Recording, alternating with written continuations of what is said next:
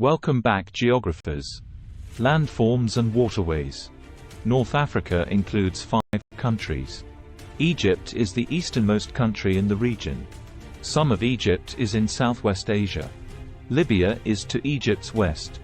Tunisia and Algeria are west of Libya, and Morocco is farthest to the west. Low, narrow plains sit on the edges of the region's Atlantic and Mediterranean coasts. In the west, the Atlas Mountains rise behind these coastal plains. The mountains extend across Morocco and Algeria into Tunisia. South of the Atlas Mountains is a low plateau that stretches across most of North Africa. In Egypt, the southern part of the Nile River cuts through a highland area. There it forms a deep gorge, or valley. Southeastern Egypt has low mountains on the shores of the Red Sea. The southern part of Egypt's Sinai Peninsula is also mountainous. Northwestern Egypt has a large area of lowland that contains marshes and lakes. After the Mediterranean Sea, the most important body of water in the region is the Nile River. At 4,160 miles, 6,695 kilometers, it is the longest river in the world. It begins far south of Egypt at Lake Victoria in East Africa. Then it flows northward and is joined by several tributaries, including the Blue Nile. The Nile has a large delta at its mouth on the Mediterranean Sea. A delta is an area formed by soil deposits that build up as a river's waters slow down. Deltas often form where a river enters a larger body of water. The Nile brings life to dry Egypt. In ancient times, it flooded each year. These floods left silt along the banks of the river and in the delta. Silt is a fine, rich soil that is excellent for farming. Because farmers could grow food there, they were able to support a great civilization. Ancient Egypt was called the gift of the Nile. Today, several dams control floods on the Nile. They hold back the high volume of water during rainy season. Then they release water during the rest of the year. There are advantages and disadvantages to the dams. Egypt controls the Suez Canal. This human-made canal connects the Mediterranean Sea to the Red Sea. It links Europe and North Africa to the Indian and Pacific Oceans. International trade depends on ships traveling through the canal instead of all the way around Africa. The canal saves many days of travel time and fuel. Climate. Inland North Africa is dry. One reason is the rain shadow effect. This is when moist air blows south and rises up the Atlas Mountains, cooling the air and releasing rain. By the time the air passes over the mountains, it is dry. Also, high-pressure air systems fall over areas to the south, sending hot, dry air north. When it does rain in the desert, southern winds soon follow. These winds dry the land and leave behind wadis, or dry streambeds. Much of North Africa is covered by the Sahara. The Sahara's vast stretches of sand are called ergs. Strong winds blow the sand, creating dust storms and sand dunes. Ergs cover only about a quarter of the Sahara. There are also rocky plateaus called hamadas, rocks eroded by wind, and oases. Trade caravans and nomads rely on oases. Nomads are people who move about from place to place in search of food. They use plants in oases to graze herds of sheep or other animals. Some people live on oases and grow crops. In the north, a band of steppe area encircles the desert from coast to coast. In the steppe, temperatures are high and rainfall is slightly greater than in the desert. A Mediterranean climate dominates the western coast. This gives the region warm, dry summers and mild, rainy winters. More rain falls along the coast and on the mountain slopes. Highland climates are found in the mountains. Morocco's Atlas Mountains can even get snow in the winter. Resources. Libya is the most oil-rich country in North Africa. It has the 9th largest amount of oil reserves in the world. It also has smaller amounts of natural gas. Algeria has large reserves of both natural gas and oil. Like Algeria, Egypt has larger reserves of natural gas than oil. Tunisia's main resources are iron ore and phosphates. Phosphates are chemical compounds often used in fertilizers. Morocco also has phosphates, as well as rich fishing grounds off its coast. All 5 North African countries struggle to get enough water. Limited rainfall and high temperatures leave little fresh water on the surface. Rains can be heavy when they come, but the sandy soil soon absorbs the water. Dry winds evaporate the rest. Only the Nile is a reliable source of water for farming. 95% of Egyptians live within 12 miles of the Nile or its delta. They could not survive without its water. Outside the Nile Valley, most of the water comes from oases and aquifers. Aquifers are underground layers of rock in which water collects. People use wells to tap into this water. Libya, for instance, relies on aquifers for almost all of its water needs. Demand for the water in an aquifer shared by Algeria, Libya, and Tunisia has significantly increased in recent years. In North Africa, aquifers take a long time to fill up again. If people keep taking water out at a high rate, the aquifers could empty. Then the water problem will become much worse. Ancient Egypt. As far back as 8,000 years ago, people settled along the banks of the Nile River. The rich floodwaters helped farmers grow enough food to support a growing population. Over time, people began to do things besides farm. They made pottery, crafted jewelry, and became fighters. A few became kings. About 5,000 years ago, 2 kingdoms along the Nile were united. For most of the next 3,000 years, kings called pharaohs ruled the land. Their people farmed the land and paid a share of their crops to the government. They also built pyramids and monuments for the pharaohs and fought in their armies. For centuries, Egypt traded with other lands. In the south, they traded grain for luxury goods like gold, ivory, and incense. In the east, they traded for wood. Around 1500 BC, Egypt took control of lands to the south that held gold. They also seized areas along the Red Sea that had myrrh. This is a substance from certain plants that gives off a pleasing scent. Egypt also conquered the eastern shores of the Mediterranean because of the timber there.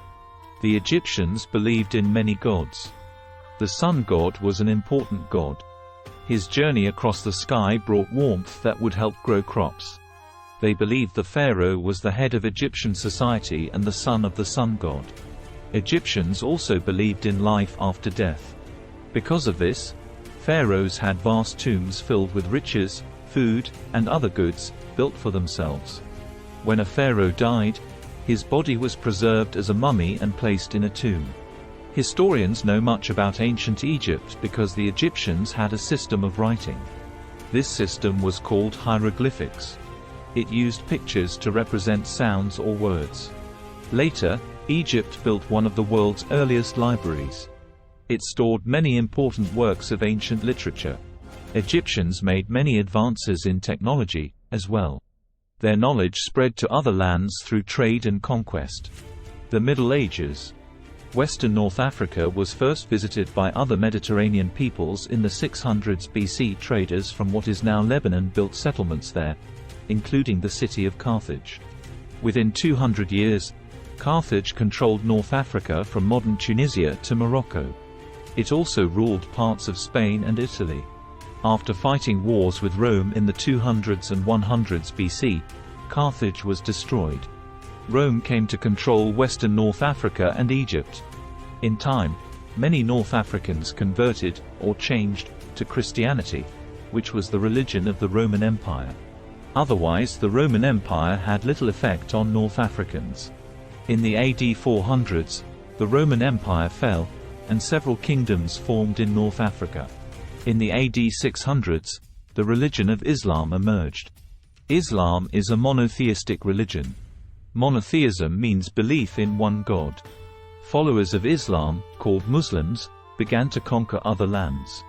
By AD 705, they ruled all of North Africa. The Caliph was the political and religious authority of the Muslim Empire. However, caliphs had trouble keeping control of North Africa.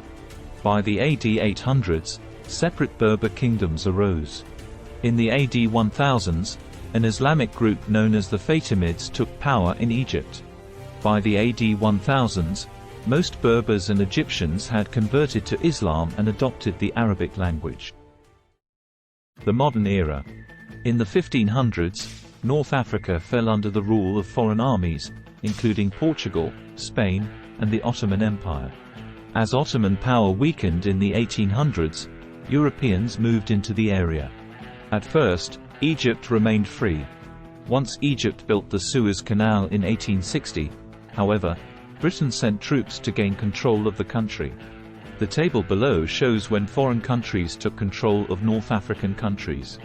Independence movements arose across North Africa, starting in the early 1900s.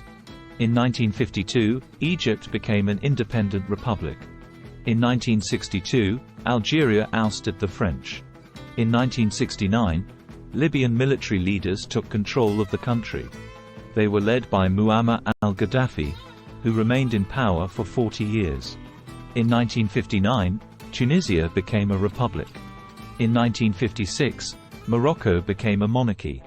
Independence did not end the region's problems, though. Algeria has been plagued by unrest among Islamic political groups. Tunisia's government has neglected the rights of its people. In Libya, Gaddafi created a harsh regime, or style of government. Other problems in the region included high population growth, corrupt governments, and the rise of Muslim fundamentalists. These are Muslims who want the government to follow the strict laws of Islam. They also reject Western influences on Muslim society. In late 2010, a series of revolts called the Arab Spring took place in the region. In Tunisia, protests caused the president to step down. Emboldened by events in Tunisia, Egyptians protested until Hosni Mubarak, their longtime president, also stepped down in February 2011. In Morocco, the king agreed to several reforms. In Libya, a civil war, or a fight for control of the government, broke out. In October 2011, the rebels took control of the country and killed Gaddafi. Cultures of North Africa. Three main groups make up the population of North Africa: Egyptians, Berbers, and Arabs. The region has a varied culture. Egypt has an ancient heritage. French influence can be seen in Morocco and Tunisia. Although Arab Muslim culture dominates, some Berber traditions continue. Most people are Muslims, but some Christians and Jews also live in the region. 1 in 10 of Egypt's people are Christians. Most are members of the Coptic Christian Church. Of the North African nations, Libya has the highest rate of urbanization. Only about half of Egypt's people are city dwellers. Cairo is the region's largest city with more than 9.3 million people. It has skyscrapers, parks, and mosques, or Islamic places of worship. An important feature of cities is the souk, or open-air market. Farming villages in rural Egypt can be as small as 500 people. Families live in homes built of mud brick with few windows. Each morning, poor farmers called fellahin work all day in fields. Farms in Libya cluster around oases. In Morocco, many farmers build terraces on steep hillsides to plant their crops. Some rural dwellers in North Africa still live like nomads. They tend herds of sheep, goats, or camels, and move from place to place in search of food and water. In Morocco, Algeria, and Tunisia, the base of many meals is couscous, small nuggets of semolina wheat that are steamed. Sandwiches are made with flat pieces of pita bread and grilled meat or fish. People also eat falafel, ground, dried beans that are formed into cakes and fried. The arts in North Africa reflect the culture of Islam, which forbids art that shows animals or humans. Folk art has intricate patterns but no figures. Many young people are attracted to Western music and movies, but this has angered strict Muslims. Arabic is the official language of all 5 countries. French is prominent in Morocco, Algeria, and Tunisia. French and English are used in cities, but Berber languages are commonly heard in rural areas across North Africa. Challenges in North Africa. North Africa has many pressing economic issues. In Libya, the income gained from selling oil did not reach the great mass of people. When Gaddafi fell from power in 2011, Libyans hoped their lives would improve, but progress was slow. Algeria tried to shift its economy away from oil and natural gas. However, the government keeps tight control on businesses, so companies from other countries are not willing to invest there. Morocco's economy is the most diversified, or varied, but poverty and unemployment remain a problem. In recent years, thousands have left North Africa for Europe, looking for jobs. Morocco, Algeria, and Tunisia have lost the most people. Spain and France are the major destinations. Social issues are also a concern. High populations in Libya and Egypt lead to crowding, poverty, and poor healthcare. Also, a large share of the population is under the age of 14, especially in Egypt and Libya. These countries' economies will need to develop to help these young people find jobs in the future. Another social issue is literacy. Libya has the highest literacy rate at 89%, but it is much lower in other North African countries. Illiteracy is most serious in Morocco. There, more than 65% of men can read and write, but less than 40% of women can do so. In the other 4 countries, literacy is about 20% lower for women than men. North Africa's future. 2 political forces are strong in North Africa. One is a push for democracy. Another is the rise of Islamic fundamentalism. The political party of the Muslim Brotherhood gained a majority in Egypt and Morocco, and a large share of seats in Tunisia. These forces helped bring about the Arab Spring of 2010 and 2011. However, conditions across the region are uncertain. In 2012, Egypt began writing a new constitution, which is a set of rules for a nation and its government. More power might go to parliament, but it is not clear how well the new government will work. In Algeria, Muslim fundamentalists have long pushed for change. There the conflict was violent and many people died. As in Morocco, the government was able to keep power after the Arab Spring, but it had to promise to create more democracy. By 2012, Libya's victorious rebels were working on making a new government. They faced the need to rebuild much of the country after the civil war. Also, leaders in eastern Libya said they wanted self-rule, which could lead to continued conflict.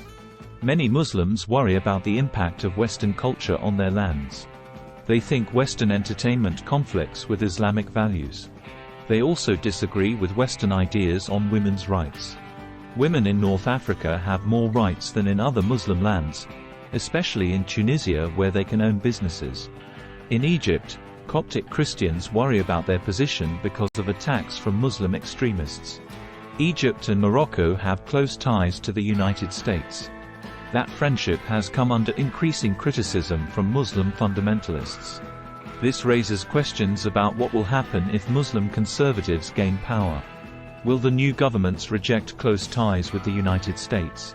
Will Algeria and Libya be less willing to sell oil to the United States? Will these new governments take steps against Israel?